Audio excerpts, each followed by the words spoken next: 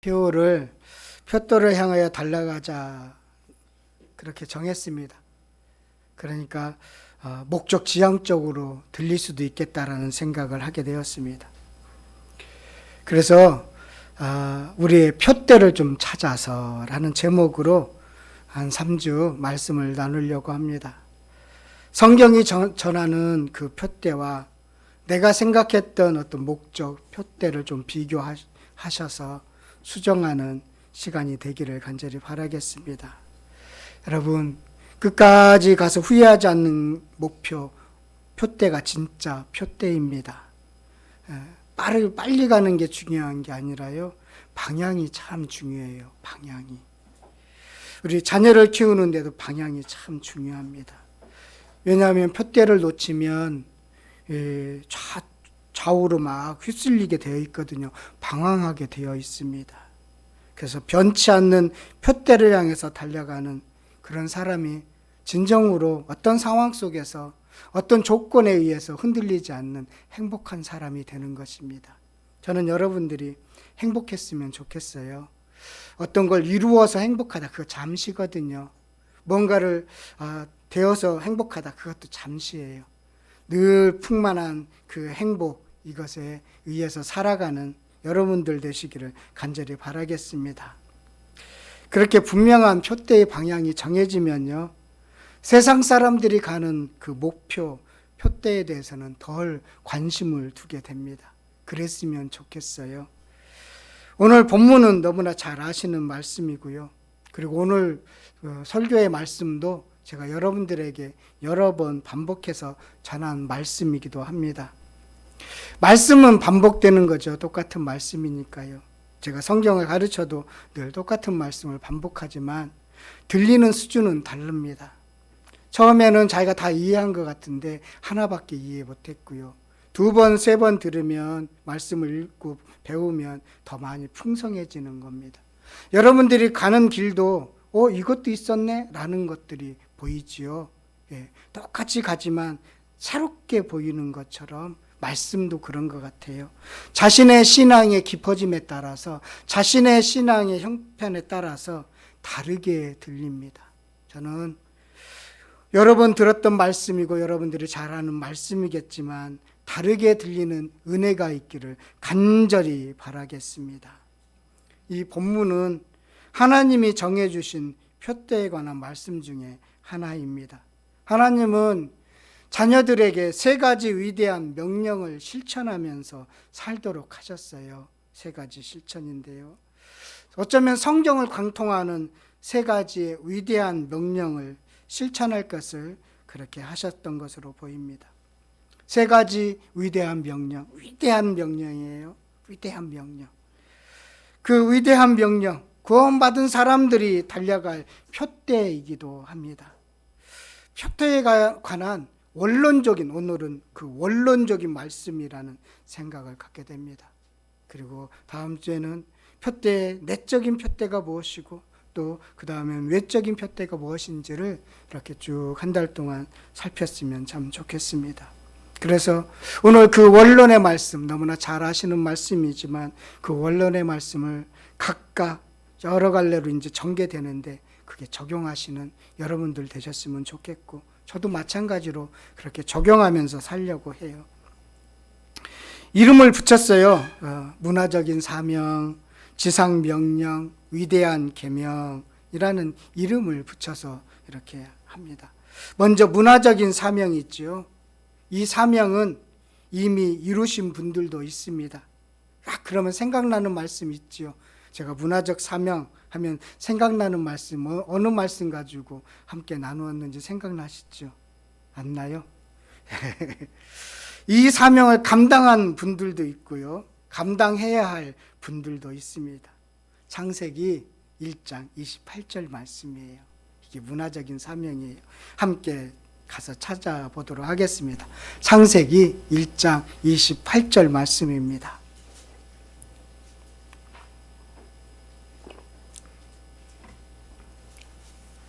이 문화적인 사명을 감당해야 하는 분 영상으로 예배를 드리네요. 창세기 1장 28절 찾으셨어요? 함께 읽도록 하겠습니다. 하나님이 그들에게 복을 주시며 하나님이 그들에게 이르시되 생육하고 번성하여 땅에 충만하라. 땅을 정복하라. 바다의 물고기와 하늘의 새와 땅에 움직이는 모든 생물을 다스리라 하시니라. 생육하고 번성하라, 이거예요. 이것이 복입니다. 이게 문화적인 사명입니다.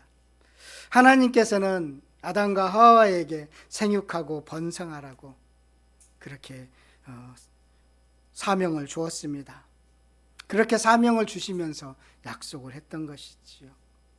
하나님은 이 사명이 얼마나 중요했는지 여러 번 반복하고 있음을 우리는 확인할 수가 있습니다. 노아 홍수가 있었습니다. 사람들이 타락해서 노아의 가족만 남겨놓고 다 심판했습니다. 그리고 나서 하나님께서 노아와 함께 언약을 맺으면서 다시 이 말씀을 반복하고 있습니다.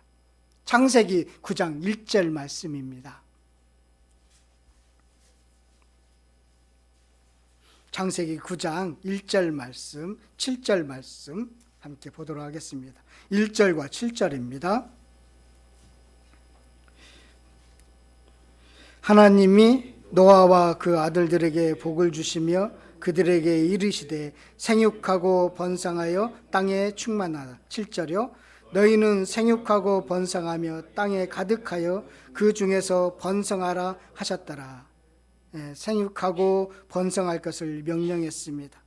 그리고 더 이상 지상에서 물로 심판을 내리지 않겠다고 약속하시면서 그 증표로 무지개를 보여주었습니다.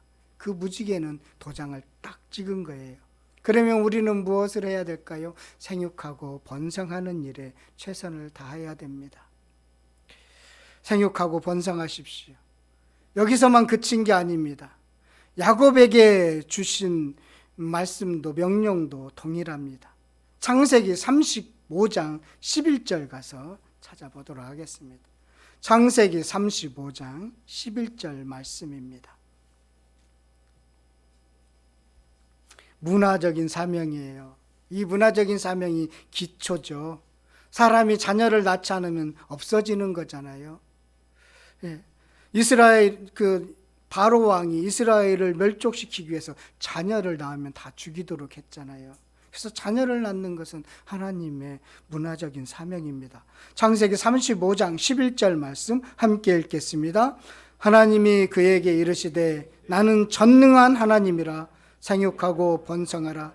한 백성과 백성들의 총회가 내게서 나오고 왕들이 너 허리에서 나오리라. 전능한 하나님이 무엇을 명령해요? 생육하며 번성하라고. 후손 속에서 네 왕이 날 것이라고. 야곱에게 그렇게 명령하고 있습니다. 문화적인 사명입니다. 그리고 이 약속은 일부 지켜지는 것을 성경에서 확인할 수가 있습니다. 출애굽기 1장 7절에 가셔서 보면 출애굽기 1장 7절의 말씀입니다. 출애굽기 1장 7절 말씀 함께 읽겠습니다. 이스라엘 자손은 생육하고 불어나 번성하고 매우 강하여 온 땅에 가득하게 되었더라. 노예의 생활이었는데 하나님은 약속을 지키셔서 그의 여건과 환경을 보지 않으시고 그 약속대로 생육하고 불어나도록 번성하도록 하셨다라는 것입니다. 생육하고 번성하는 것은 하나님의 문화적인 사명입니다. 이것이 복입니다. 또 하나, 피조물을 정복하고 다스리는 일을 해야 합니다. 어떻게 해요? 사랑으로 돌보시는 것이지요. 자연과 동식물을 사랑으로 돌보는 일, 기독교인들이 앞장서야 하는 이유입니다. 이게 문화적인 사명 속에 담겨져 있습니다. 가정을 이루고 자녀를 낳고 번성하는 것은 하나님의 문화적인 사명 꼭 기억하시기를 바라겠습니다. 그런데 이 사명을 그리스도인들이, 기독교인들이 신청해야 되는데 유럽을 가보면 자녀를 낳지 않고, 또 우리나라에도 그렇게 교회가 많고 그리스도인들이 많다고 하는데 자녀를 안 낳는 거 보면 이 사명을 등한시하는 것 같습니다. 참 아쉬운 것은 이 명령을 구약을 갖고 있는, 우리와 조금 다르지만 구약을 갖고 있는 무슬림이나 유대인들은 잘 지키고 있다라는 것이지요. 우리가 더 열심히 해야 되는데 그들이 더 열심히 하는 걸 보고 안타까운 마음 들기도 합니다. 왜 이렇게 문화적인 사명을 구원받은 사람들에게 맡겼는데 왜 이 사명을 등한시할까요? 경제적으로 접근하기 때문에 그렇습니다. 경제적으로 접근하고 이기적으로 접근하니까 그 사명에 대해서 등한시하게 된 것이지요. 사명이라는 것을 표대라는 것으로 생각을 해서 접근을 하신다면 달라질 줄 믿습니다. 우리 시안이 앞으로 훌륭한 사람이 될 건데 하나님께서 지켜주실 텐데 문화적인 사명 시안이 꼭 감당해야 된다. 알았지? 예. 예, 그러세요. 알았죠? 예, 열심히 할 겁니다. 두 번째 명령은요, 지상 명령입니다. 지상 명령. 오늘의 본문의 말씀입니다. 그런데 이 지상 명령의 말씀인데 설문조사를 제가 우연찮게 보게 됐어요. CBS에서 방송한 설문조사인데요. 비기독교인들이 싫어하는 것은 억지로 전도를 강요하는 거라고 합니다.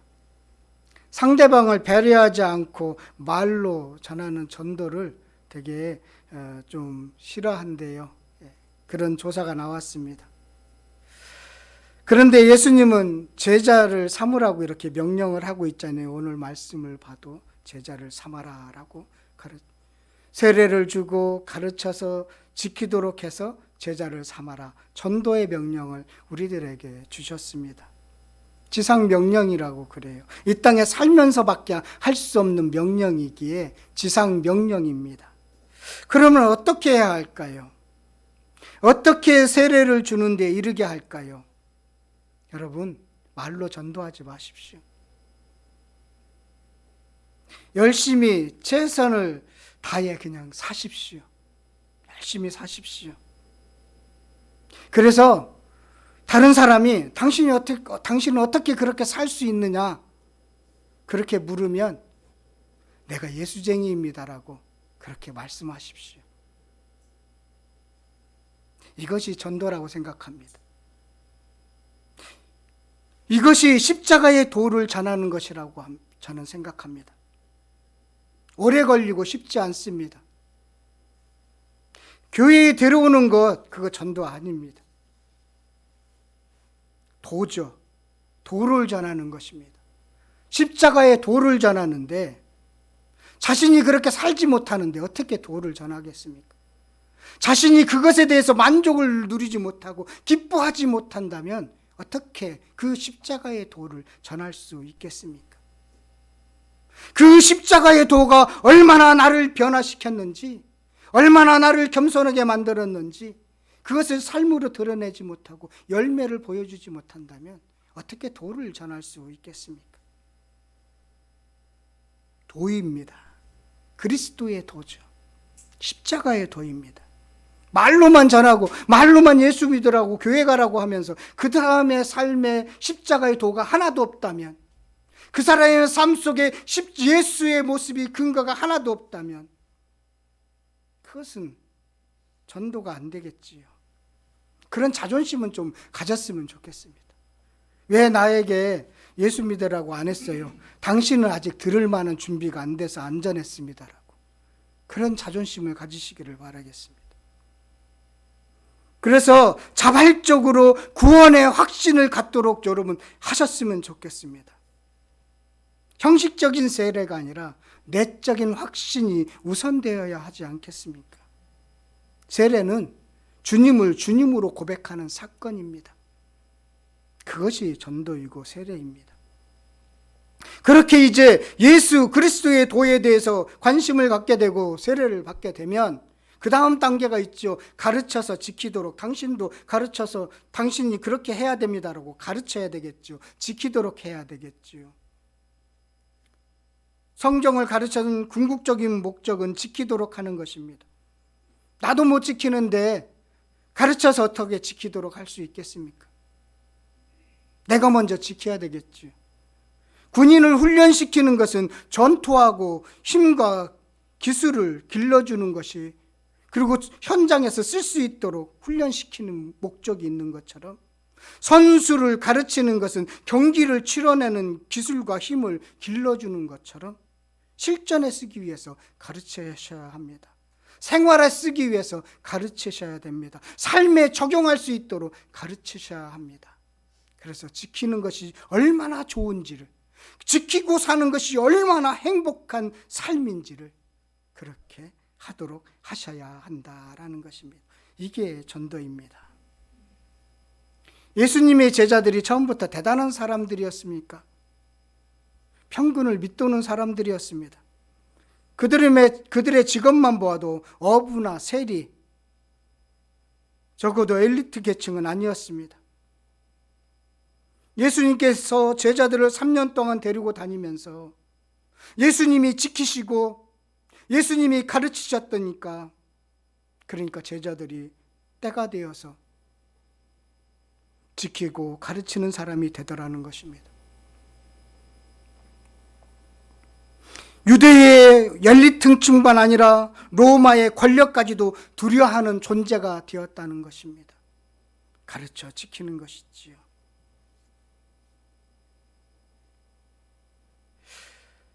에스라는 위대한 3대 랍비 중에 한 명으로 그렇게 알려져 있습니다. 에스라가 존경받는 이유가 있어요. 에스라서 7장 10절에 보면 자신을 이렇게 소개하고 있어요. 에스라가 여호와의 율법을 연구했어요. 공부했어요. 그런데 그 이후에 준행하며, 자신이 먼저 준행했습니다.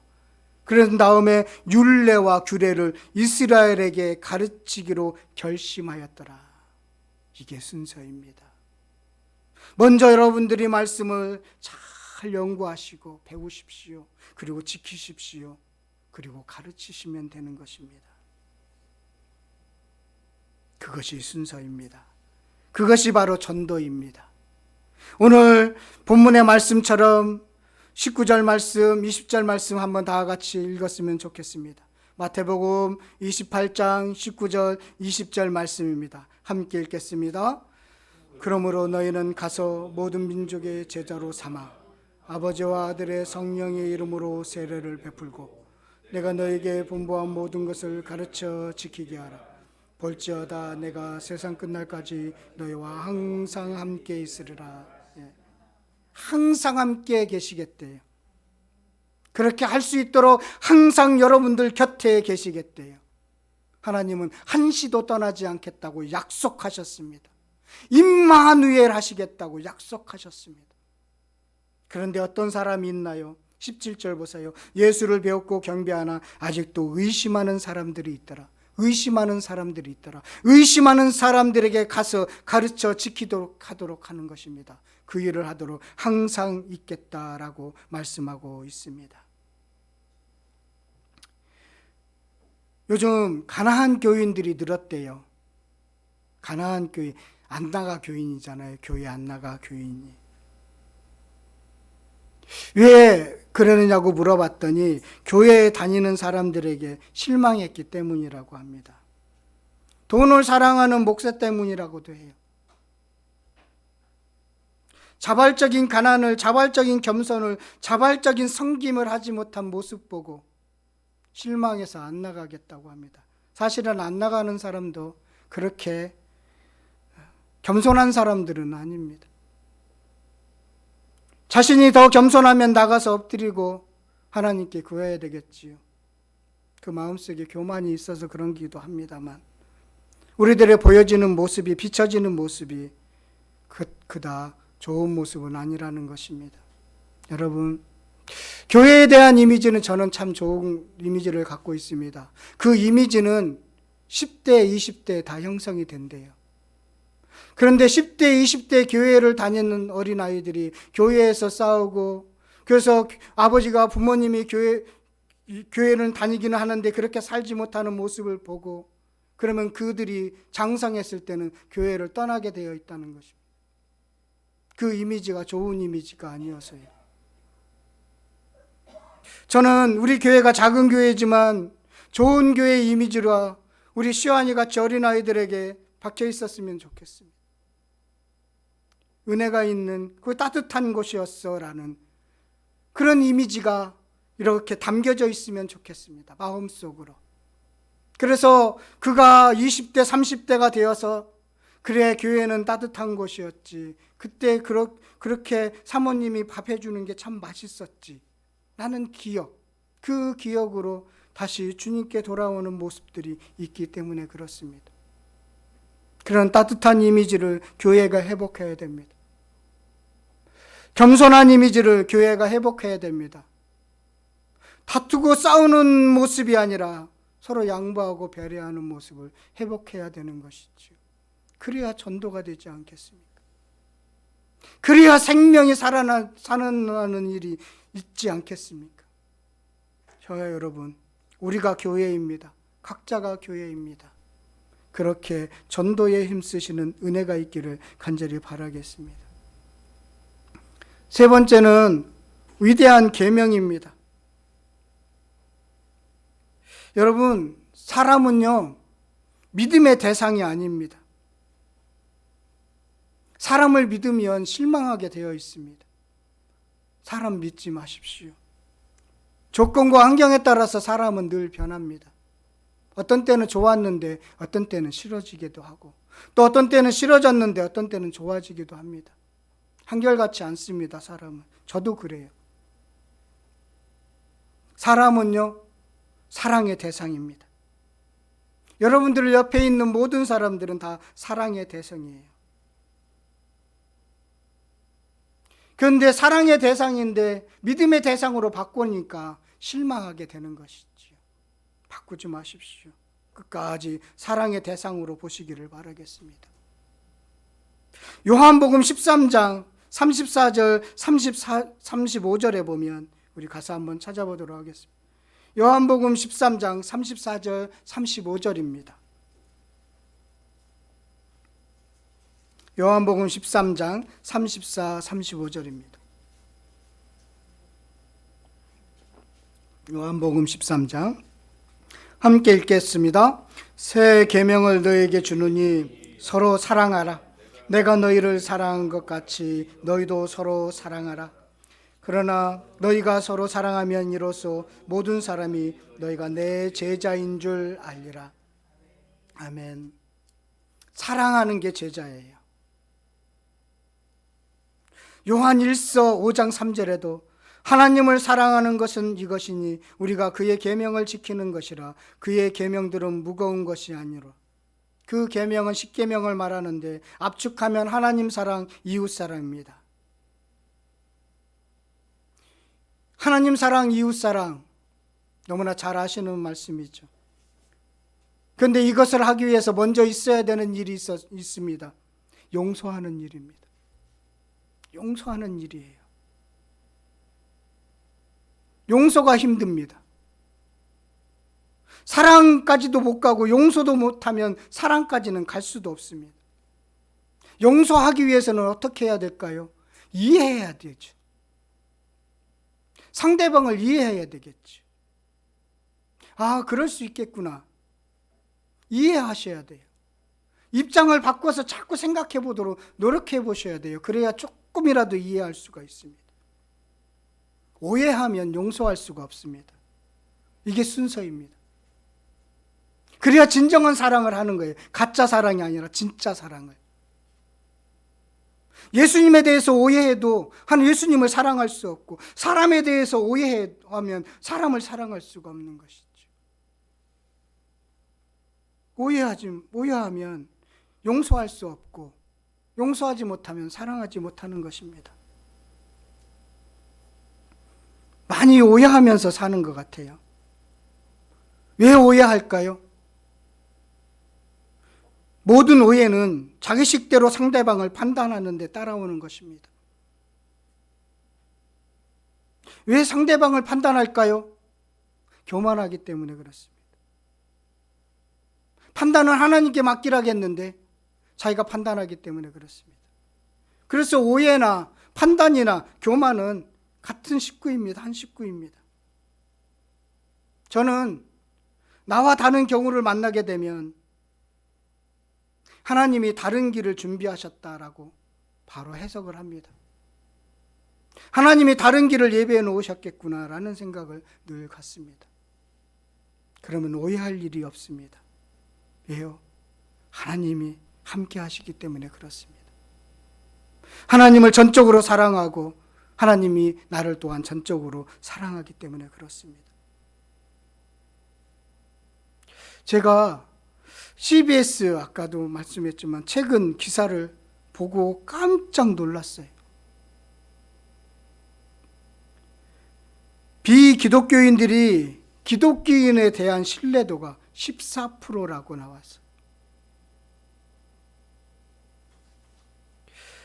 각 종교에 대한 호감도를 보니까 불교나 천주교는 50%에 달하는데 기독교는 20%에도 미치지 못한다는 그런 최근의 설문이었습니다.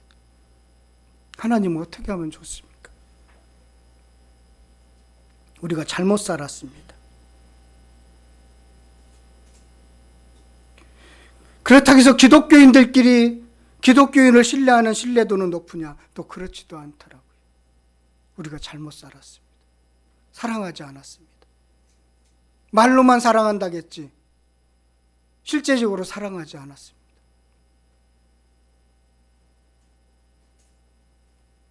한국교회 앞으로 힘들어질 겁니다.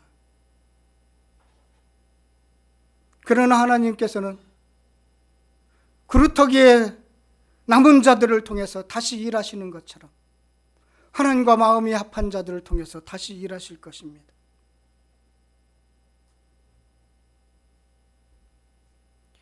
하박국 선지자가 그런 이야기를 했어요. 하나님께서 이 나라를 치시겠다고 하니까 말이 안 되지 않습니까, 하나님? 그러면서 하나님의 말씀을 이해하고 나서 의인은 믿음으로 말미암아 사는구나. 내가 정말 하나님 앞에 온전한 의인인가 회개하고 자복했습니다. 한국교회를 걱정하고 우리 교회들을 걱정하면서 걱정으로 끝나지 말고 내가 정말로 의인으로 살아가고 있는지, 주님이 주신 사명을 감당하고 있는지. 우리는 첫 번째 사명은 우리에게는 이미 지나갔지요. 두 번째, 세 번째 그 계명과 지상 명령과 사명을 감당하고 있는지. 저부터 회개하게 되었습니다. 정말 제대로 살아보자. 내가 비록 작은 교회를 섬기고 있지만 하나님 앞에서 떳떳하게 제대로 한번 살아보자. 말씀을 지키려고 몸부림 한번 쳐보자. 사랑하면서 살자. 나의 이 주님이 주신 맡겨진 양조차도 사랑하지 못하면서 어떻게 더 많은 사람을 사랑한다고 말할 수 있겠는가? 이 양들에게 주님의 말씀을 제대로 가르치지도 못하면서 어떻게 가르친다고 이야기할 수 있겠는가? 여러분, 저와 여러분 2025년에는 표대를 향해서 달려가시기를 바라겠습니다. 그리고 분명한 표대를 정해놓고 사시는 은혜가 있기를 바라겠습니다. 제가 자신 있게 여러분들에게 할 수 있는 말은 그것이 진정한 행복을 주더라는 것입니다. 우리라도 좀 잘해봤으면 좋겠습니다.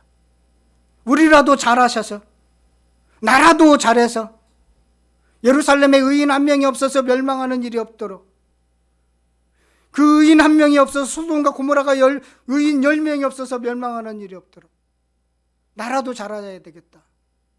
나라도 이 계명을 지키며 살아야 되겠다 라고 결심하면서 이 말씀을 함께 나누고 있습니다. 여러분,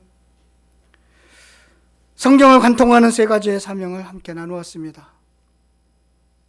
문화적인 사명, 지상 명령, 위대한 계명입니다. 위대한 계명. 예수님이 우리를 사랑한 것만큼 여러분도 사랑하면서 사시는 은혜가 있기를 간절히 바라겠습니다.